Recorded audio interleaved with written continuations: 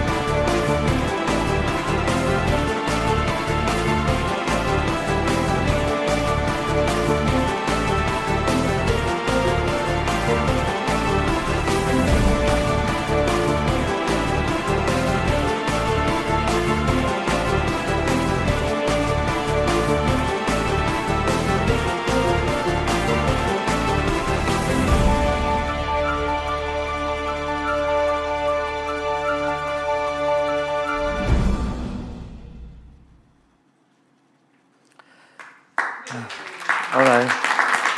So the next festival is going to take place in Slovakia, Bratislava, from May 12 to 17, and it's called Starmus Earth, the future of our home planet. Let's make sure that we hear our guests in Slovakia. Hello, Slovakia. Hello, London. Hey, Garik. We hear you, but we can't see you. Where are you? Oh my God. It's a Danube. Right. I can see, yes. Can you see us? Hey there. Hi. So we have Tony Fadel, Emmanuel Charpentier, and Richard Marco, but I will start introducing our guests now. Okay, so today for the press conference and for brainstorming, we have our guests. First of all, I want to introduce Dr. Jane Goodall, who is going to join Starmus Advisory Board. We are extremely honored, happy. We have no words.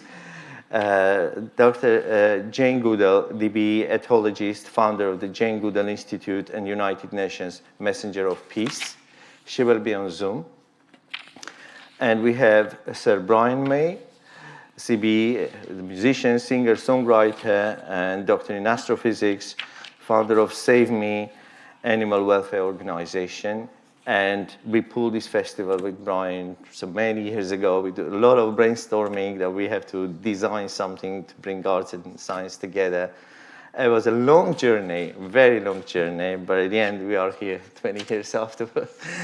So I'm happy that Brian is here with us.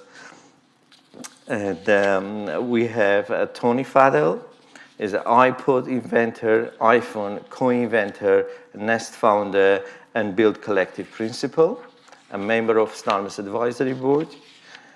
We also have Richard Marco, a cybersecurity expert and the CEO of ESET, a cybersecurity company. who is our main partner at this festival, based in Slovakia, and who will join forces with Starmus to pull this festival and make the best festival ever on this planet. So Richard is here with us. And we have Mary Kaldor, sociologist, a professor of global governance at the London School of Economics. She's also director of the Civil Society and Human Security Research Unit. And we have Sir Martin Rees, cosmologist and astrophysicist, a legendary scientist. I was a kid when I was reading books of Sir Martin. And he's a 15th Astronomer Royal appointed in 1995. And we have finally Emmanuel Charpentier, a member of Starmus Advisory Board. He's a professor and researcher of microbiology, genetics, and biochemistry. From 2015, she's been the director of Max Planck Institute of Infection Biology in Berlin. And in 2018, she founded Independent Research Institute at Max Planck Unit. In 2020, Charpentier and Jennifer Doudna were awarded Nobel Prize in Chemistry for development of the method of genome editing through CRISPR technique. And this was the first science Nobel Prize ever won by 2 women. And I would like to invite our guests to sit here. So please. I'll stay here until I'll come in a little minute. Miss Brian.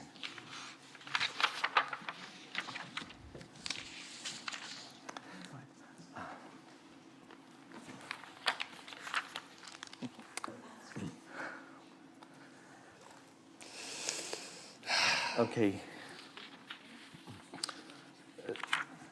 So first, I would like to ask Brian his view on what's going on. Why are we here? What is happening today with Starmus? Where are we heading to? Okay, good morning, ladies and gentlemen. I'll show you my pretty picture first, which is the lenticular version of our logo, which is still under development, and we're designing various musical things to happen with it as well, which is a lot of fun. Of course, Starmus has always been about science and music and the arts.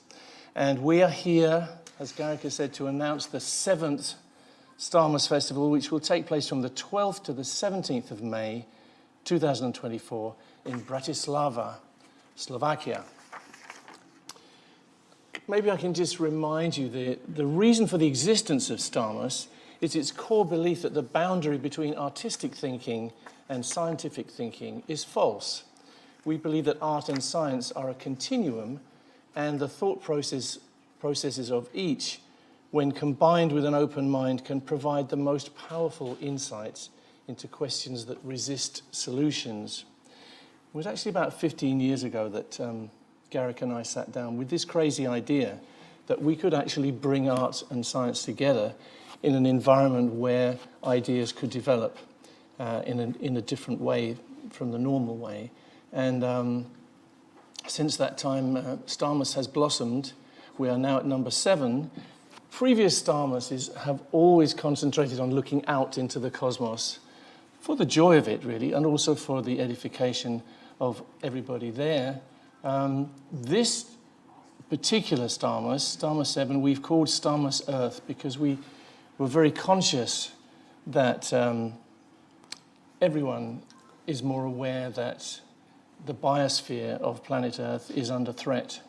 So now, instead of looking outwards into the cosmos, Starmus VII looks back into Earth. It focuses on the problems which Earth faces. We've seen conferences between political representatives of countries looking for solutions, but of course, inevitably, whether they come up with strategies or not, they're influenced by political motives and the selfish interests of the countries they represent. There's also an issue with following through. Starmus, this Starmus, will be, to our knowledge, the very first attempt to bring together scientists and artists of all countries to try to find answers in a completely unbiased way. Answers to the questions about the planet's future that we know we now need to ask. We're hoping that by inviting some of the world's most free-thinking and brilliant brains to offer their individual thoughts, we will have a good chance of coming up by the end of the conference with a set of strategies which could save all the creatures which inhabit Earth. All the lecturers will be invited to speak on topics which relate to questions such as, are the current gloomy predictions for the results of our present behaviour true or not? And is the cosmic clock running into the last seconds of the existence of life on Earth? And if so, is it already too late to make the necessary changes in our behaviours? Or are there effective strategies which can be implemented to reverse the trend? What are the attributes of life on Earth that are most worthy of saving? Should we be fighting the trends or accepting that we are in the middle of an inevitable evolutionary stage in the life of any planet? These are all questions to ask. We hope to clearly identify the greatest threats to life on Earth. There is now at last a growing awareness that global warming is a present danger. But in reality, we see this as only the tip of the iceberg. We face so many potential threats, mostly man-made. Perhaps the end of our civilization will be brought about by a nuclear bomb, or by hunger, by pollution, by loss of habitat, by artificial intelligence, or pandemic, or simply human overpopulation, or perhaps an asteroid strike or a cataclysmic eruption of the Earth's magma. Maybe dangers which we don't yet perceive. So by identifying the most destructive scenarios, perhaps we will conclude that we need to reorganize our priorities for mounting defenses against them. Perhaps, for instance, a non-political consortium, such as we are putting together, could find ways to make policies on a global basis rather than addressing the needs of individual countries. I should probably mention no politicians are at present invited to speak at Starmus Earth. As well as disaster proofing, in Bratislava we can look at, in a positive way, at how we can best enable life on Earth to flourish and prove that as a species, perhaps we are worthy to embark on the colonization of the neighborhood in space. That's really it. We hope that this will be something very special, and we hope that out of it will come a new and clearer view of what we're facing, and if planet Earth indeed does have a future. Thank you.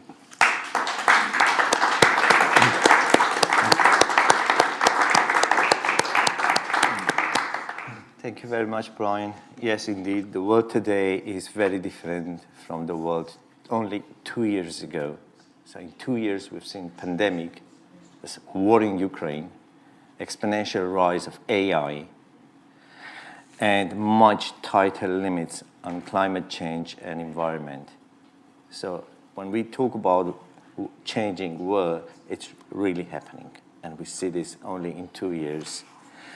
So my next question will be for Richard Marco, the cybersecurity specialist and the CEO of ESET, related to his field of research and his activities.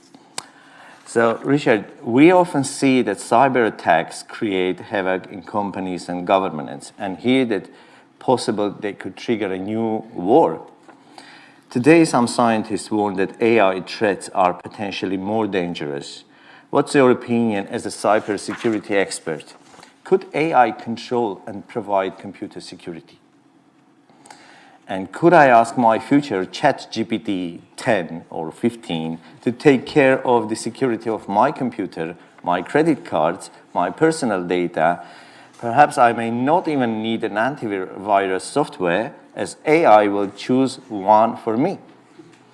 And AI will have some internal routines and algorithms which will learn from millions of hacker attacks history. And I will simply say to my AI software, hey, protect me. And it will be done. Do you think that's possible? This is the future. Right. I think this is a brilliant question because it actually touches different fields. And to give a proper answer, we would probably need to take into account expertise from different technology fields.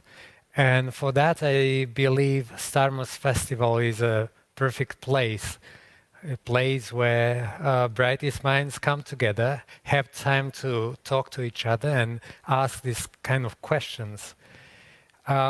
We at ESET, we believe in science, we believe in research, in technology, that it can really help to move the society, the humanity forward. And so we are so happy to be a main partner of this festival.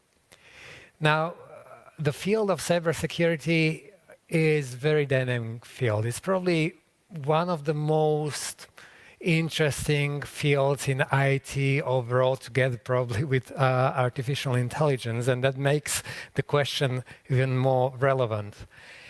For sure, the techniques, the artificial intelligence was important tool in cybersecurity for maybe even 2 decades, because this field was always about dealing with big data, finding some irregularities in the data, in behavior, and so this is very important. Now, the AI can of course be used on the other side as well to create more advanced attacks, but we need to realize that in cybersecurity we are not fighting some natural disasters, we are fighting malicious activity of human beings, so there is a human intelligence there already present. And the artificial intelligence can bring bigger speed, some more variations into that. Maybe what we consider the biggest threats right now, so-called advanced persistent threats, which are crafted for individual companies or even individuals. These kind of attacks are now targeted against really important people, important companies, but with the help of AI, this might become a norm, and this kind of targeted attacks might be just happening to anyone. And from this perspective, this is a new challenge, and I think only research and really dedication to the best development, to the best techniques, will be the answer to keep the things in balance. Thank you very much, Richard. Thank you. We can ask you questions afterwards once we finish the panel. So my next question is for Emmanuel Charpentier. And I don't want to ask questions about ethical aspects of genetic engineering because I think that so many discussions about this. But my question will be, Emmanuel, in your opinion, which problem is the most important and urgent that genetic engineering will try to solve in the near future? It can be one or even two.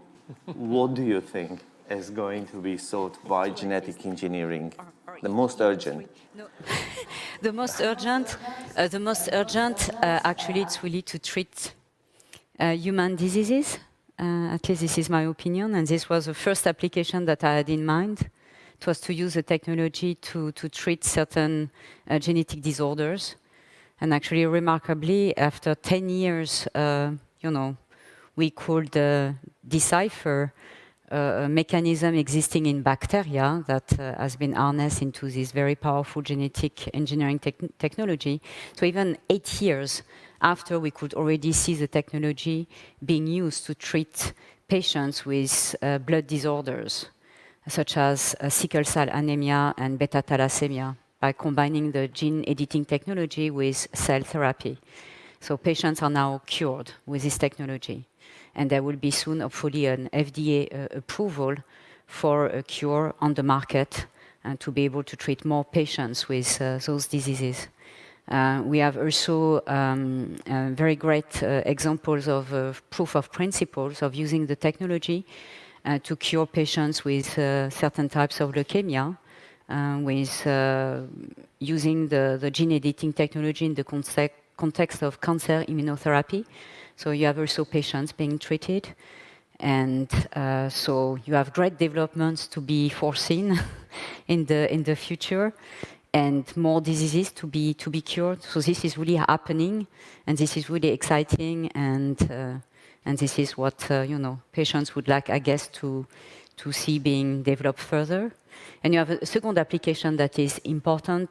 My opinion is really using the technology to produce plant crops that can be, used to, in a way, resist the future changes of climate. We will be facing a lot of changes in the climate, specifically in countries like Africa, and there is really a need to develop plant crops that can cope with all the challenges of the changes of the climate, and the technology is really being used as well for genetic engineering and for the production of very safe plant crops. So it's really safe genetic engineering, clean technologies. Very promising, very interesting. And we will have more discussions on this topic at Starmus, certainly led by Emmanuel Charpentier. So now I would like to ask Martin Rees for your opinion about the future of our planet as a cosmologist and as a futurist, as Martin Rees. Yes. Well, thank you very much, Garik, for inviting me, and I hugely look forward to Starmus VII next year. Let me give a cosmic perspective, because astronomers tend to think on these big scales. Our Earth has been around for 45 million centuries, but this present century is special. It's the first in all those 45 million when one species, namely the human species, has the future of the planet in its hands. And as we've heard already from Brian, we are facing huge dangers of how we could destroy our planet or set back human life. And also we have to worry about not just human life, but the marvelous biosphere of which we're a part, and keeping that alive and preserving it. And I'd like to quote the great ecologist E.O. Wilson, who says, "If our actions lead to mass extinction, it's the sin that future generations will least forgive us for. It'll be an irreversible loss." So we have huge responsibilities. And the other thing that one knows as an astronomer is that the future is probably longer than the past. The Earth's been around for this huge span of time, but the sun won't die for another 6 billion years, 60 million centuries. And that, therefore, means that we should not think of ourselves as being the culmination of evolution, and maybe not even a halfway stage.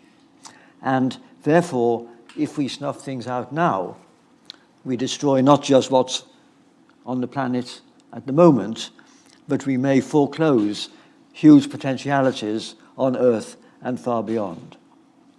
Well, what might those be?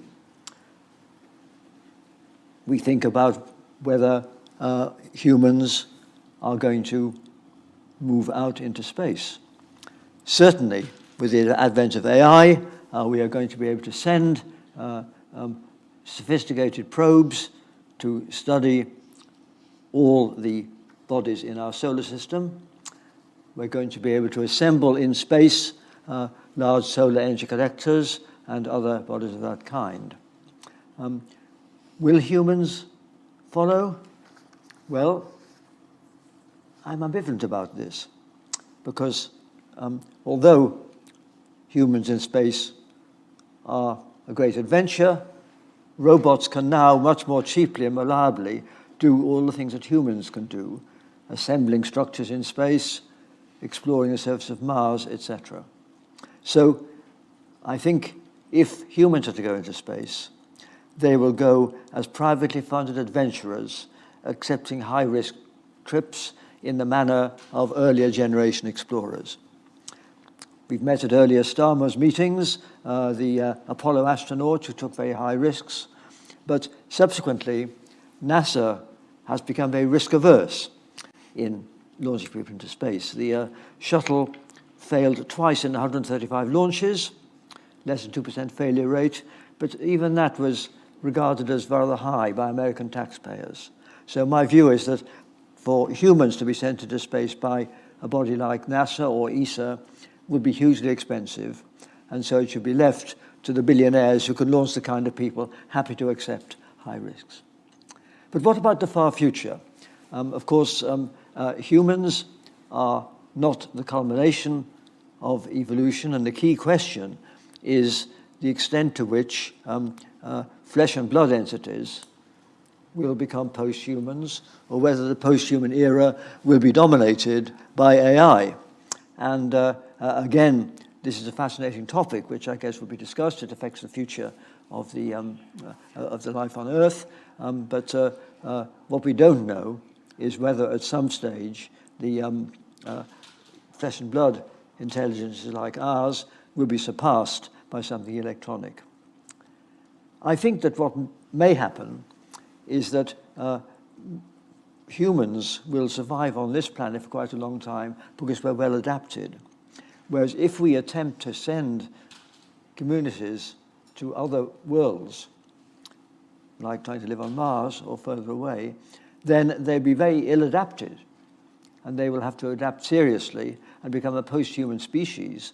And at that stage, they may prefer to be electronic. And if they're electronic, then they may not want to be on a planet at all. They may prefer zero-G, and they may be near immortal.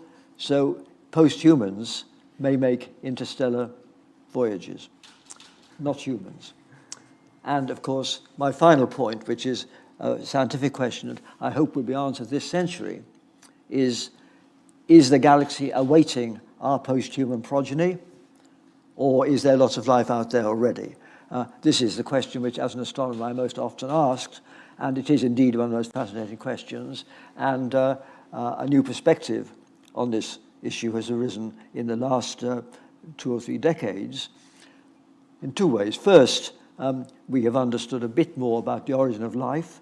We still don't know how life began. We don't know the transition between complex chemistry and the first metabolizing, reproducing entities we call alive. We understand Darwinian evolution after that, but we don't know whether it was a rare fluke or whether it would have happened in other places. And what we've learnt in the last decade or two is that many other stars are surrounded by retinues of planets, just as the sun is surrounded by the Earth and the other familiar planets. And there are probably in our Milky Way galaxy many millions, maybe even billions, of planets like the young Earth, about the size of the Earth and orbiting a stable star, so there's a temperature where water can exist. And of course, the key question is, will some of them have evolved life, even intelligent life? And there are serious efforts to try and address those questions using big telescopes of various kinds. And I, in fact, chair the committee funded by Yuri Milner in California to look for evidence for intelligent life in space, and a lot of other projects looking for any kind of vegetation on any of these planets. So this is going to be an exciting development, and that will tell us whether a disaster to the human race is a terrestrial disaster or natural cosmic disaster, which will foreclose the option of the entire universe being greened by human descendants. Thank you very much, Martin. Thank you.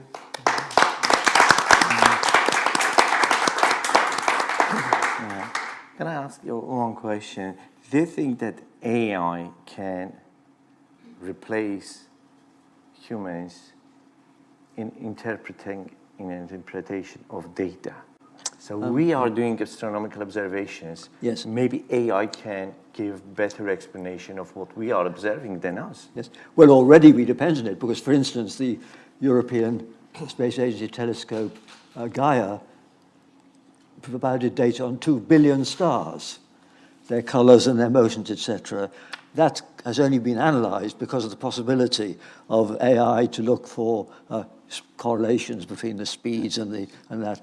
So certainly that's true. And of course, we depend on our computers to do simulations, because we can't do experiments in space. We can't crash stars together or crash galaxies together. But in the virtual world of our computer, we can do this sort of thing, making different assumptions. And the reason we have learned a great deal about how stars evolve and how galaxies evolve and how our cosmos has emerged from its hot, dense beginnings is because we can do simulations with enough power to get results that we can take seriously. So I think that, it's crucially important that we have AI. And of course, there may be some concept which is just too hard for the human brain to understand. You may have heard about string theory, which is the most popular idea to unify gravity and the force of the micro world.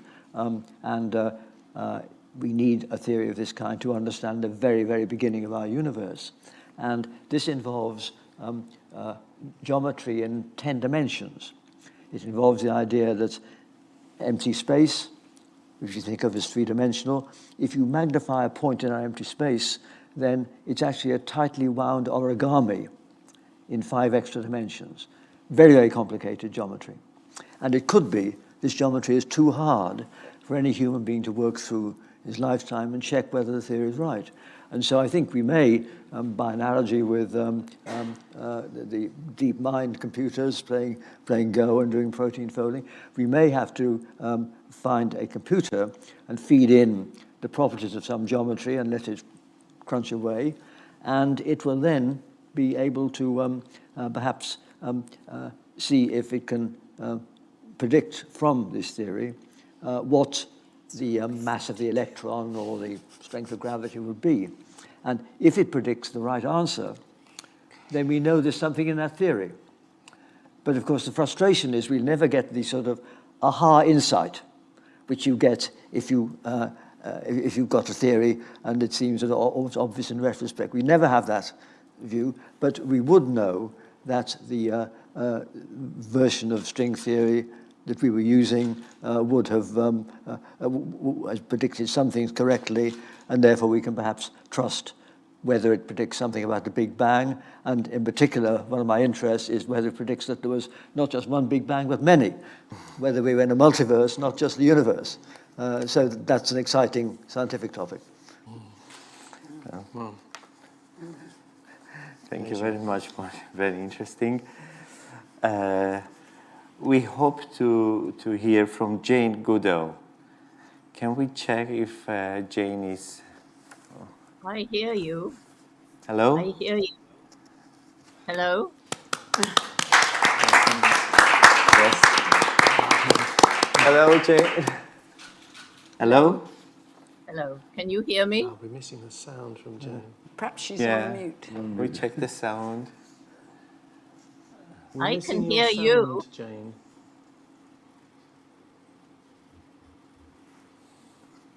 I hear you. All right, okay. So we hear you. Well, You hear me welcome now? to Starmus. Thank you. Jane, we are extremely honored and happy that you joined our advisory board, and you are here today with us to announce Starmus VII Festival about Earth, about environment, about the future of our planet. So why it is important to protect wildlife in a world dominated by humans? We dominate the world. Well, I think what's really important. You hear me? Yes? Okay. I think it's really important for us to understand that we are part of the natural world. And it's very tragic that humans are becoming increasingly divorced from nature. We know now that being in nature is good for our psychological and physical well-being. And when I say we're part of the natural world, we also depend on it. We depend on it for food, for water, for air, for everything. but what we depend on is healthy ecosystems. And an ecosystem is made up of a complex mix of plant and animal species, each one with a role to play, no matter how small. And I see it as like a beautiful living tapestry. And every time a species disappears from that particular ecosystem, it's like pulling a thread from the tapestry. And if we pull enough threads from the tapestry, then it will hang in tatters and the ecosystem will collapse. And the tragedy is that all around the world, ecosystems are collapsing, those very ecosystems on which we depend. You know, I spent years out in the rainforest studying chimpanzees, our closest living relatives. And the main thing that makes us different from chimps and other animals is the explosive development of our intellect. But unfortunately, while we can move into these scientific, technological spheres of AI and space exploration and so on, we have lost wisdom for the here and now, the wisdom that makes decisions thinking about future generations, our children and their children. And this to me is a great tragedy, because I believe that to attain our true human potential, head and heart must work together. I see our human race right now, and this is a poetical fancy, but I see us as at the mouth of a very long and very dark tunnel. And right at the end of that tunnel is a little star shining. And that star is hope. But it's no good sitting at the mouth of the tunnel and hoping the star will soon shine on us. No, we have to roll up our sleeves. We have to climb over, crawl under, work our way around all the obstacles that lie between us and the star. And those obstacles largely are interrelated: climate change, loss of biodiversity, pollution, poverty, because people in poverty will destroy the environment in order to survive, unsustainable lifestyles, the use of chemicals and pesticides in agriculture that is not only devastating for biodiversity, but also killing the very soil on which we depend. And it's harming our own health. Obviously, if you spray poison on your food, it's bound to lead to some of the many, many diseases that are increasing in frequency, and many people believe are due to all these chemicals used in industrial agriculture. And another thing that chimpanzees taught me is that we humans are not, as I was told in Cambridge in 1962, I was told that the difference between humans and animals was an unbridgeable chasm, that only personality, mind, and emotion existed in us. They were unique to us. And I shouldn't have attributed these characteristics to chimpanzees. But gradually, as more and more was known about the biological similarities, particularly the DNA of chimps and humans differs in structure by only just over 1%. And then all the other similarities: kissing, embracing, holding hands, even sadly, violence and a kind of primitive warfare and killing each other. But the main difference between them and all the other animals that we now know are way, way more intelligent than we used to think is this explosive development of the intellect. And so how strange that the most intellectual being that's ever walked the planet, presumably, is destroying its only home. And I believe there's a window of time. And I believe that one of the most important things right now is to give people hope. Because if we lose hope, we fall into apathy and do nothing. And then we definitely are doomed. And in particular, our young people. That's why I work 300 days a year going around the world, particularly raising awareness in everybody, but our groups of young people, we call them Roots and Shoots, in 68 countries, from kindergarten through university, they all have as their main saying, Every single one of us matters. Every single one of us has a role to play. Every single one of us makes some impact every single day, and we can choose what sort of impact we make. And because I learned in the rainforest how everything is interconnected, each group chooses projects, one to help people, one to help animals, one to help the environment. And something that's very important that comes out of this, and I say it's important, there's already been mention of the war in Ukraine and the conflict between Israelis and Palestinians, Indians and Pakistanis, the conflicts in Sudan, which have broken out again, in Mali and other places too, and the social unrest. Very often it's due to the fact that we tend to separate the different aspects of humanity. And the young people in our Roots and Shoots program, we try to bring them together, usually virtually, and they come to understand that much more important than the color of our skin, our language, our socioeconomic position, even our religion and our culture is the fact we're all humans. We all share the same blood. We all laugh. We all cry. We are a family. Yes, there's fighting, even in families, human families. There are many, many squabbles, but at least we are one family. So I am concerned about my grandchildren and their children and their children. I'm concerned about the present. I'm concerned about saving the planet now before it's too late. And so at the end of all our Roots and Shoots gatherings, I was finding that the children were standing together from different places and saying, together we can.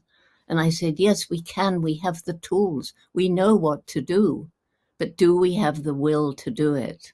Politicians and businesses, do they have the will? So now the young people stand up, together we can, together we will, and I add, and together we must. And I've even had big groups of businessmen and politicians joining in that. Because one thing the children do, they can influence their parents and their grandparents. And I'll end with one last example. A CEO of a big international company told me that for 10 years, he's been really working to make all his officers around the world, all his projects, to be ethical, for the environment, for the people, fair wages, helping the communities in his offices around the world and in the way he treats his customers. He said, for 3 reasons. I've seen the writing on the wall. We're using up natural resources in many places too fast for nature to replenish them. Secondly, consumer pressure. People are beginning to ask questions about where did this come from? Could I have bought it locally? Did it harm the environment? Was it cruel to animals? Is it cheap because of unfair wages? And if so, they're demanding different kinds of products. But he said, what tipped the balance was my little girl of 8. She came home from school one day and she said, Daddy, they're telling me that what you're doing is hurting the planet. That's not true, is it, Daddy? Because it's my planet. Thank you.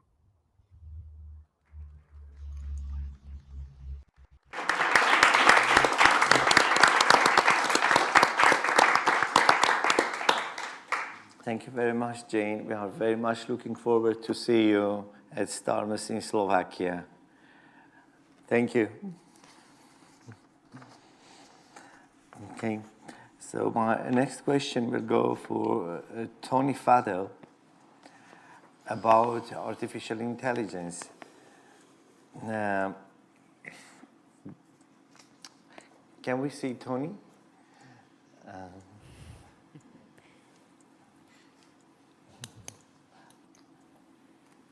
The screen. Hey, Garik, Yes. can you hear me? Oh, yes, can hear you. Right, okay. So, Tony, about AI. Everyone is talking about AI taking over the world. People in media talk about unemployment rate and that our lives will be controlled by AI. And what about the banking and financial system?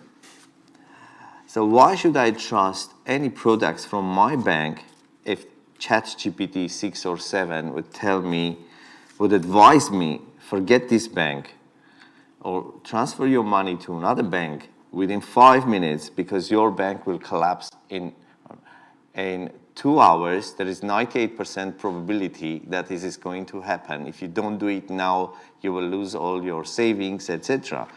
So this may happen.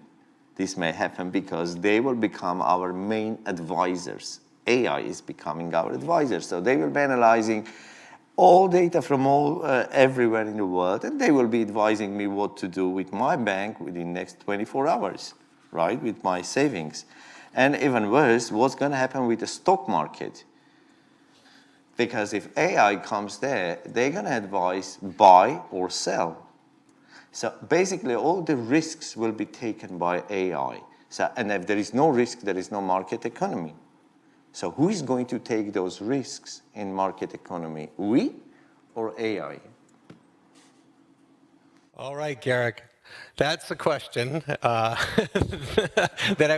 I'm not going to completely answer. But first, I want to thank everyone for coming here today and listening about the announcement of Starmus VII. It's really wonderful to be up here on stage here in Bratislava, as well as with our esteemed other panelists in London. It's a unique festival, and I'm honored to be a part of it because the cities that actually host Starmus, Starmus is such a special festival of a coming together of incredible minds, that it takes incredible, and so unique, that it takes incredible minds, incredible people to want to have Starmus in their town. So to be here in Bratislava is really great. Now, to get back to your question, Garik, the first thing we can say is we just saw a meltdown of the financial markets just weeks ago, with Silicon Valley Bank, with First Republic, with Credit Suisse. Those were driven by humans literally on social networks. There were a run on the banks, and there was no AI involved. So today, we can already still take down financial systems with the tools that we have, and no AI is required.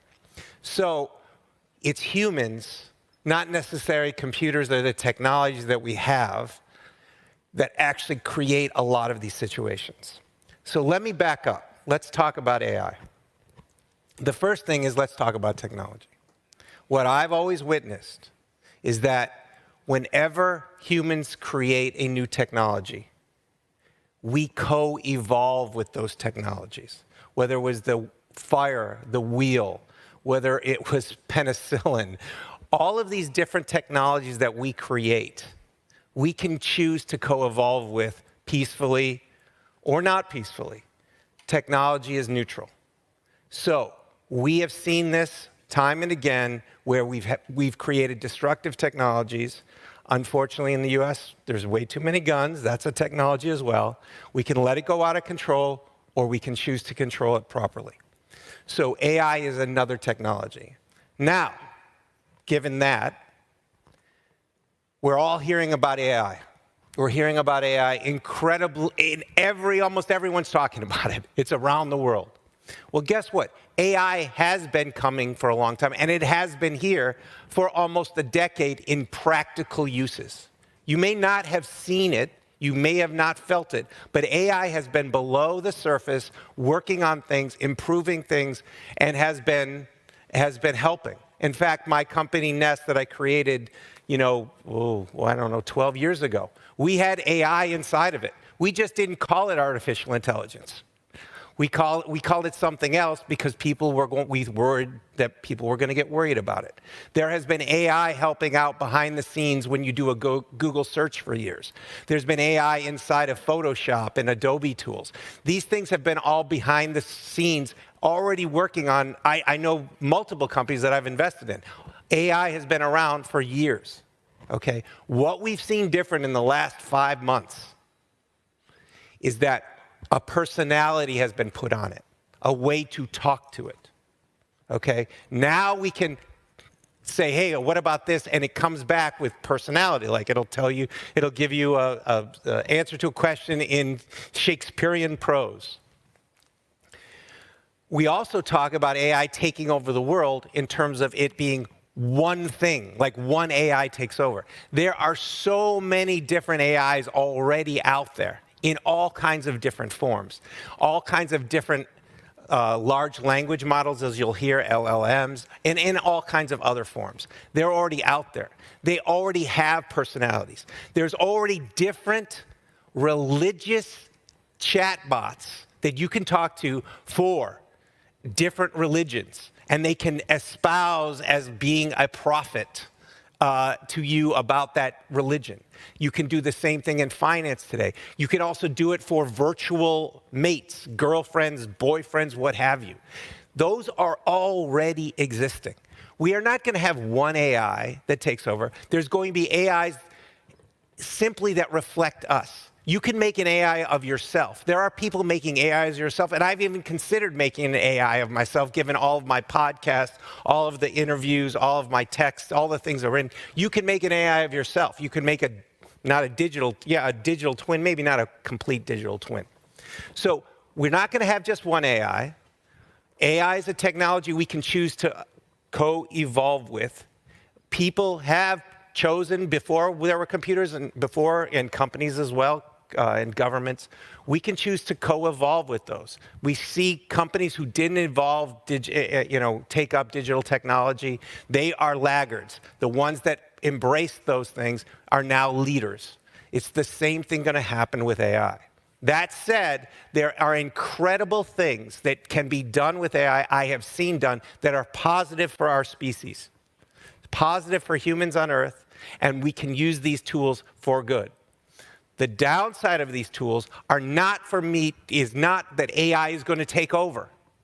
It's humans using these tools against humans. That's the issue.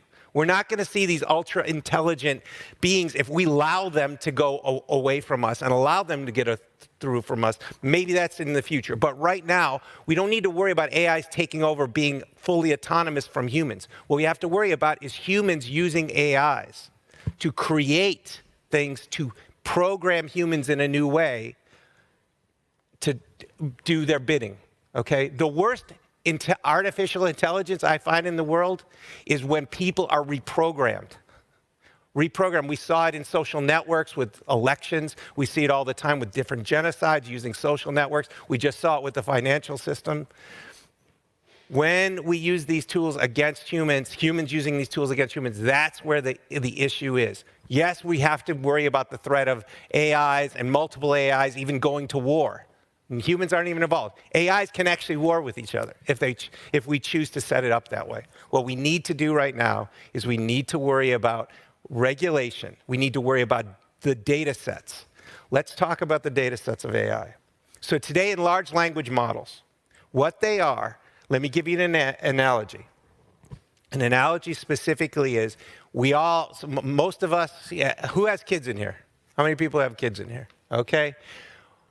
What do? The kid is born, you make sure you understand what education they get, what books they read. They get older, and then, you can't control everything. But you try to give them base set of fundamental values, morals, ethics, these types of things. And then over time, they use those as base to then learn and grow and adapt in society. With these models that we're seeing that we have human kind of interfaces with, what we do is we give them the entirety of the internet. A lot of these data sources they have bad things in them. We would never go and give the entirety of information to our kids and just say, don't do this, don't do that, don't do this. That's exactly how these AIs work today. We give them an entirety of all this information, and then we tell them what not to do. Please don't do that. And we think we know all of the things are going to happen. There are so many things that we can't imagine, and we're trying to subtractively take out of these models. We need to look at better data sets, more robust data sets. We need to have firewalls around things to really understand what we're training these AI agents with, and then ultimately who's using them and how they're being used. And we need to have regulations and things around that. So again, we can co-evolve with the technologies. AI has been here for some time. It has been beneficial. AI is being used by humans against humans. That's what we have to be worried about. That's what we need to work on now. And we need to make sure that these models are trained on data sets that we understand.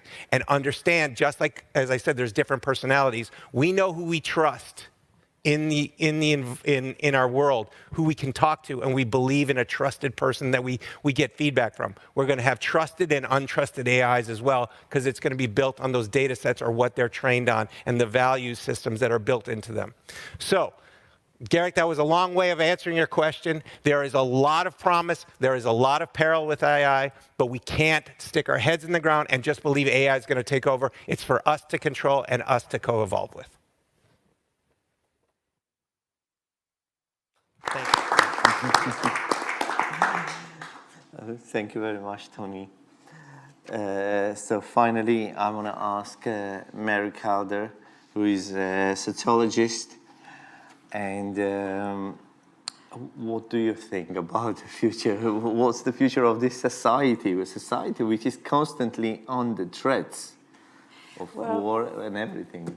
Well, I suppose my main concern, which is interlinked with all the other issues that we've heard, is that we face a world of continuing violence, or we may even face the threat of extinction through violence.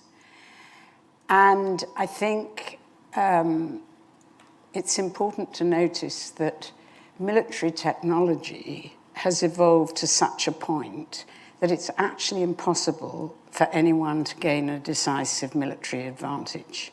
So it's really impossible to win nowadays. You can use a cheap drone with mobile phone technology or an improvised explosive device using fertilizers or detergents and destroy the most advanced weapon systems. And although there's always an endless offensive-defensive competition in cybersecurity to try to anticipate, it's almost impossible. So that's the lesson, actually, we should have learnt at the end of the Second World War. We should have learnt it from Korea. We should have learnt it from Vietnam. We should have learnt it from Iraq. We should have learnt it from Afghanistan. And now we're learning it from Ukraine. And the risk is either that such wars escalate, and we face a very real risk, in my view, of the use of nuclear weapons, and that leads to human extinction, or they disintegrate into a kind of long-term chaos. And that's what we're seeing in increasingly large parts of the world. We see it in the Congo. We see it in Syria, we see it in Yemen, we see it in Afghanistan, and now it's just beginning in Sudan, or actually it had already begun, but it's really alarming. And what happens in these situations is these various armed groups are not trying to win. In fact, battles are rather rare. They're using violence for other purposes. They're using violence for economic purposes, for smuggling, for setting up checkpoints, for looting, for kidnapping. And they're using it to generate the kind of we-them ideologies that Jane Goodall was talking about that keeps the violence going.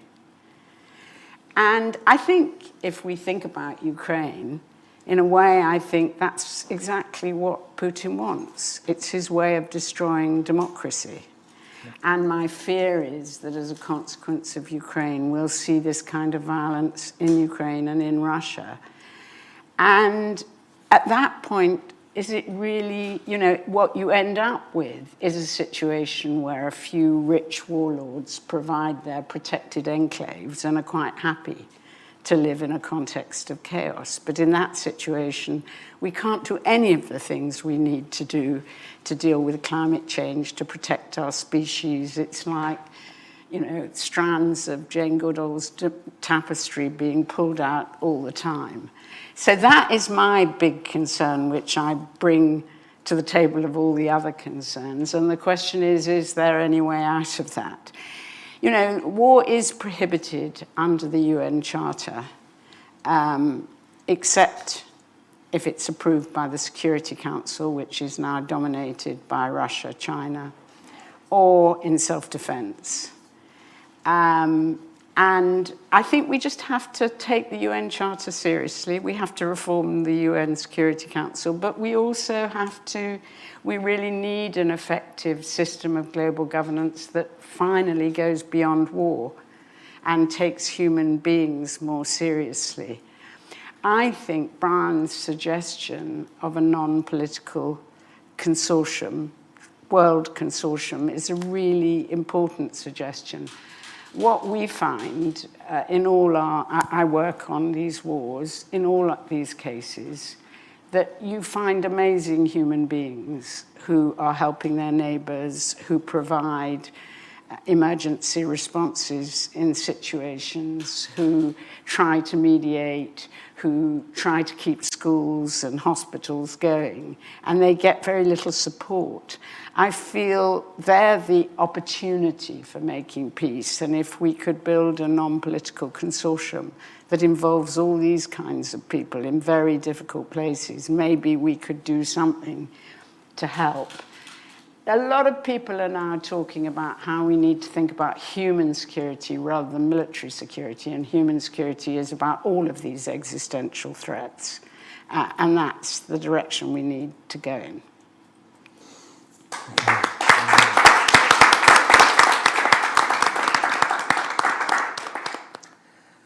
Well, thank you very much, Mary, and I think we will finish, well, before finishing, I forgot to introduce myself. I'm Garik Israelian. I'm the director of the festival. So if something doesn't work, you will blame me on this. But I'm not sure, Brian, you showed the poster, or? Yes. So Brian designed the poster of Starmus VII. He actually designed many things for Starmus, including Stephen Hawking Medal for Science Communication and our logo. So we feel like very important part of the festival when we start with the design of things, which gives the... If I can just jump in for a second, I'm fascinated by what happened today, because we've had wonderful speeches from people who have insights which are stimulating to us. And this is just the beginning. We're seeing all sorts of questions being raised which we can't answer yet. And some of them may get answered in Starmus Earth. We certainly hope so. And I find it incredibly stimulating. I mean, I suppose especially the AI door opening. And I'm wondering if there's a link, if there's some link between a consortium which would try to bring peace to the Earth. Maybe AI could be brought to drive that. Maybe there is a giant, I'm probably being very naive here, excuse me, but maybe there's some way to bring AI, a giant AI, to bear on that situation to try to bring about world peace. Maybe the AI can find some sort of insight that we've been unable to find. Listening to Martin Rees talking about string theory, I'm hoping that, you know, if AI is the only thing that can understand string theory, I hope it will explain it to me someday. You've got a superhuman brain. I don't get it yet. I'm not sure I even get AI. Well, today we announced 40 speakers, confirmed speakers for Starmus VII. And we'll be... List, Garik? Yes. Maybe we should... Yeah, it's in our website already, in Starmus website. And we'll be working with Brian, especially Brian, to make sure that we also have top artists and music part of Starmus, because it's Science and Arts Festival. So after this phase, the next one will be announcing all artists, also for film industry and musicians that will join Starmus sometime in October, November, that we will make this announcement. And so that's it. And thank you very much. And we hope to see you in Slovakia next year, May 12, 17. Yeah.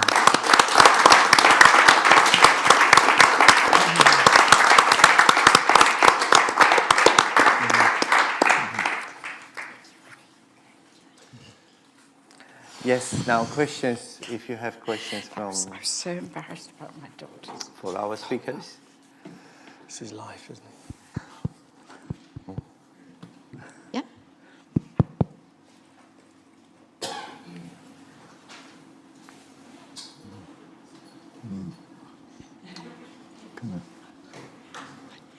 Hello, I'm Catherine Fiddler from Metro newspaper. Thank you for a really fascinating talk from everyone, very much appreciated. A very quick question for Sir Martin Rees.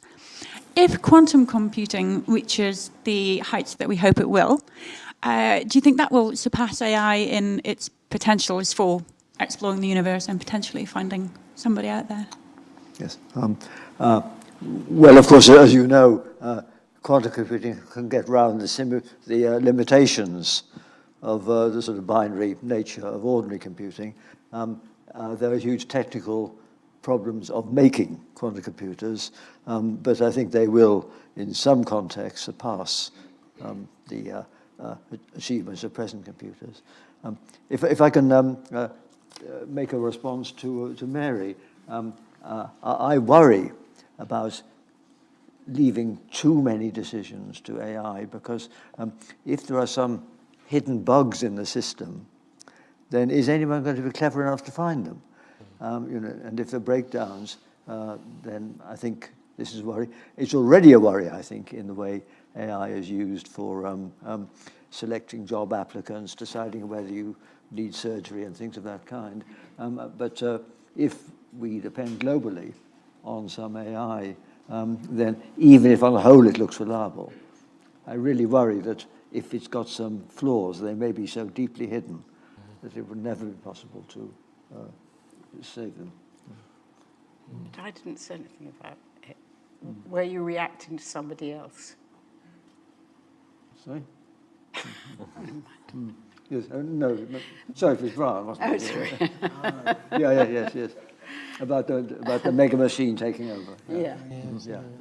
I don't know if anyone's asked this question, but are we looking at another kind of Copenhagen? Is it a question of who gets the ultimate power through AI and quantum computing? Is it the good guys or the bad guys? Are we looking at that kind of situation ever? Are you hiding this from us? Yeah, I think that's what Tony. Yeah, well, Tony? yeah, well, when it comes to AI, actually, very interestingly, there has been we see that the large language models and the large companies with hundreds of millions of dollars being able to create these AIs. But at the same time, we've already seen open source versions of these LLMs in just literally 3 to 4 months be able to near the same kind of results that you're seeing from the largest companies. So you can actually see where groups of humans can work together to create an AI that is open for lots of people to use. The issue is when could nefarious actors use them against us? So it's not just large companies. Groups of individuals without huge resources can actually create their own AIs, and they can use them for good or bad, or governments for that matter. So this is unleashed an incredible power, and it can go all the way to single actors building and using this technology. But let's just flip it to the other side. Martin is right. If we choose to give up the capabilities over to AI, it can now start to really make decisions for us, almost a kind of eugenics for our population if we choose to move to allowing AI to make decisions for us. But then, as another counterpoint to this, we have something called Wikipedia. Wikipedia isn't perfect, but it's managed by a whole team of people around the world, making sure the data sets of Wikipedia are more or less accurate. What happens if we were able to create data sets just like Wikipedia with teams of people around the world looking at these data sets and using them to train AIs on top of, and we know where they come from? So there's lots of different modalities, different ways of creating the AIs. You don't have to just be large actors with lots of money.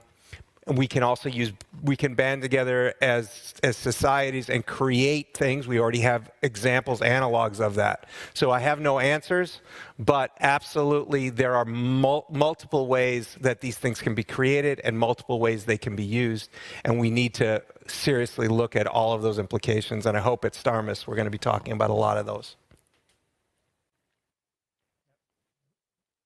Yeah, maybe one thing which, because this AI is obviously like the biggest topic right now, but maybe the thing to realize is that apart from Tony already said that there are many different AIs being used for a long time in different places, and now the ChatGPT is just coming with a form that is available to anybody basically to use, is that some of these most famous forms of AI are developed by really big tech companies with a lot of resources. It's not a typical academy world. The rules, the incentives are not exactly the same. So we need to take into account that, for example, ChatGPT is not really open thing. We don't know exactly all the details, how it works, what was the data set that was used to train it. And it didn't go through all the scrutiny. So we don't know whether it just looks great and beautiful and it's over-promising, or it's really something that is bringing the discussion or capabilities of artificial intelligence to the next level. This remains to be seen. Absolutely. And what I'd love to see is, why don't we take all the data sets of the Starmus presenters, all of our advisors, all the previous Starmus presenters, and create an AI with all of their incredible works, and then ask those questions. I would love to see a digital representation of Martin and Brian together and ask them questions and see where that goes. But seriously, we can actually think about data sets with the world's Nobel Prize winners and put that together and make an incredibly smart AI that we understand the data that goes into it, as opposed to all the nefarious and ugly things from the internet that get programmed into a lot of the LLMs that are out there today, because we just haven't done the data set modeling the proper way. So I think we can have incredible intelligence if we choose the right people to hear from and put into these models to learn from. Because AI, at the end of the day, just reflects us. It reflects our humanity, good and bad. So let's choose the good, let's choose the best, and use that to help us move forward, not the evil parts. Tony, I got to ask the last question, if I may. How long do we have the choice, though? Surely an AI machine can eventually get clever enough to choose its own data sets. It can circumvent what we give it. It has access to anything it wants because it's cleverer than us, right? So when do we lose the reins? When are we no longer holding those controls? Well, very interestingly enough, so AI right now, what we have is ChatGPT 3, ChatGPT 3.5, ChatGPT 4.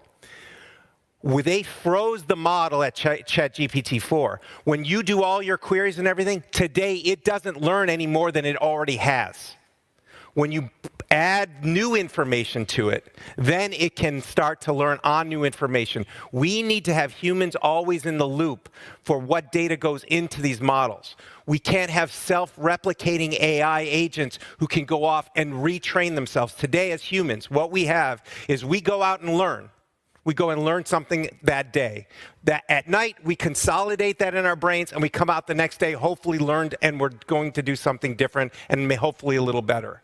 Today, right now, that consolidation phase does not happen at OpenAI. It does not happen at Google. There is this kind of batch processing. First, you take all the data, train it, and then it stays static. If we close the loop and say it's fully dynamic like humans are, that's where it's going to get really weird very, very quickly, because we're not going to know where those data sets came from and how it's learning each day. And to further some other points, we don't even understand how these LLMs work. From an engineering or scientific perspective, we don't understand them yet. We need to understand not just the data sets, but how they work internally and how we see the hallucinations happening out in the real world. Everyone is still challenged. Even yesterday, OpenAI said that they're working on tools so they can figure out how the things that they're creating are actually working. And when a neuron is not working, a digital neuron isn't working properly, or when it is working and why it's working properly. We're all trying to learn about this right now. But what we can't let is it getting away where it's self-replicating and self-consolidating with new data all the time. Right now, we can have a static set and we can start to analyze and really understand and empirically test and figure out what's going on before we start any of these other things where it self-evolves. Yeah, maybe one point, just to add, because now we talk about AI, we talk about technologies, computers, and so on. The artificial neural networks are very different from biological neural networks. There is some inspiration, there is some similarity, but the complexity of a single neuron, natural neuron, is probably several orders of magnitude different compared to the artificial one. Now, does this make a difference? We don't know. Maybe it's not necessary to have this complexity in a single neuron, but I think it's fair to say it might be the thing that makes a difference, and that we will get to the limit of what the raw computational power is able to do with the current models and current really way these artificial networks are working. Okay. We could have this conversation all day. And more questions you have? No? Okay, then we will finish with this maybe. Well, thank you very much. Thank you, Bratislava.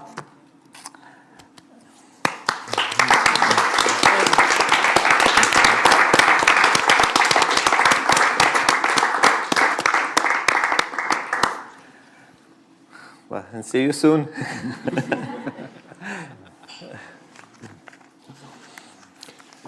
Wow. That was great. Garik, my presentation. Oh.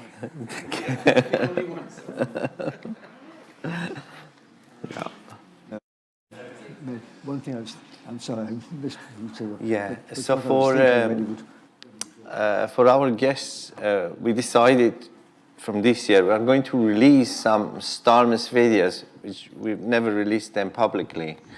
And one of the things that people are very curious, some videos, exclusive interviews that we've done with Stephen Hawking in the past, that we have never released them. So today we will show you a couple of statements from Stephen here that have never been released. So it's very short, actually. It's 2-3 minutes statements from Stephen, if you want to hear. It's about alien life, so it's very interesting in the science religion.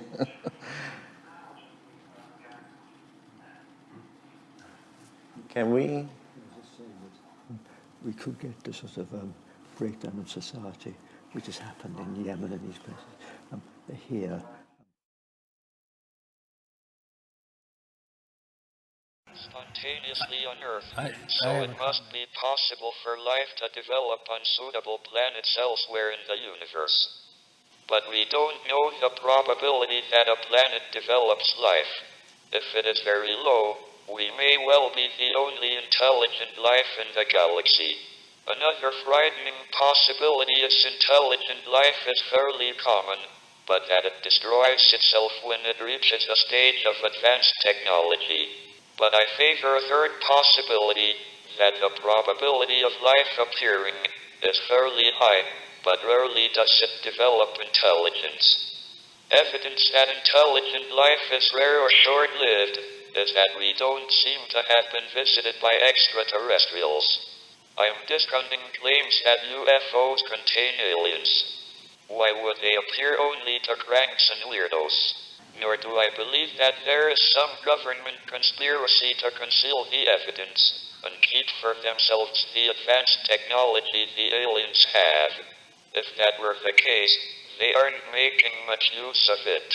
Further evidence that there isn't any intelligent life within a few hundred light years comes from the fact that SETI, the search for extraterrestrial life, hasn't picked up their television quiz shows.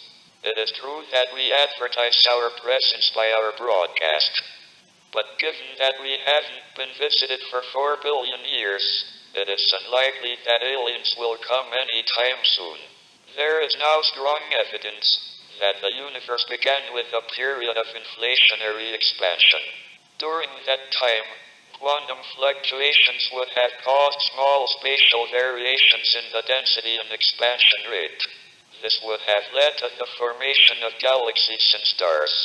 Some of the stars would have Earth-sized planets in the Goldilocks zone, neither too hot nor too cold. We don't yet know how life on Earth originated. The probability of something as complicated as a DNA molecule being formed by random collisions in a primeval ocean is infinitesimally small. This has led some people to suggest that life originated elsewhere and was carried to Earth on meteorites. But that doesn't solve the problem, because the universe is only 4 times the age since life first appeared on Earth. Even if the probability of life appearing on a suitable planet is very low, it would happen in an infinite universe. Although the distance between different appearances of life would be very large, so don't expect to find any aliens. Once DNA appeared, it would have replaced any more primitive form of life and evolved by Darwinian natural selection to the life we have today. I don't know what aliens would look like, but unlike in science fiction, they won't look anything like humans. So there's no likelihood of being abducted by beautiful aliens. Both religion and science aim to explain the origin of the universe. I find the scientific account much more convincing. Science is increasingly answering questions that used to be the province of religion. The one remaining area that religion can lay claim to is the origin of the universe, but even here, science is making progress and should soon provide a definitive answer to how the universe began. With Roger Penrose, I showed that the universe must have a beginning, according to classical general relativity. But we know general relativity must be quantized, so the universe must have a quantum origin. With Jim Hartle of UCSB, I formulated a framework called the no-boundary proposal to describe the origin of the universe. This framework can be applied to M-theory, though there are lots of problems we haven't solved yet. It is exciting, because we can hope for an observational test with the latest measurements of the microwave background. One can't prove that there wasn't a creator. All one can do is offer a more reasonable explanation based on science. Ever since the Greeks, we have managed to explain what previously seemed acts of God in terms of scientific laws. My prediction is, we will know everything God would know if there were a God, which there isn't. Religion has been a force for evil throughout history. One need think only of the Crusades, the Inquisition, the women forced into convents, the Palestinian-Jewish conflict, and the present turmoil and sectarian attacks in the Middle East and North Africa. Religion is supposed to make people behave for fear of the hereafter, but this doesn't seem to have deterred people in the past. Nowadays, most of the people in the West behave ethically, despite not having any religion. I am interested to hear the panel's opinions on this topic of science and religion. It is a topic on which I am always approached for my views, and on which the public are very interested.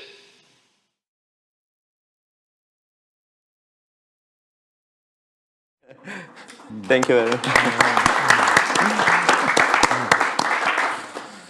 Thank you. Thank you for coming.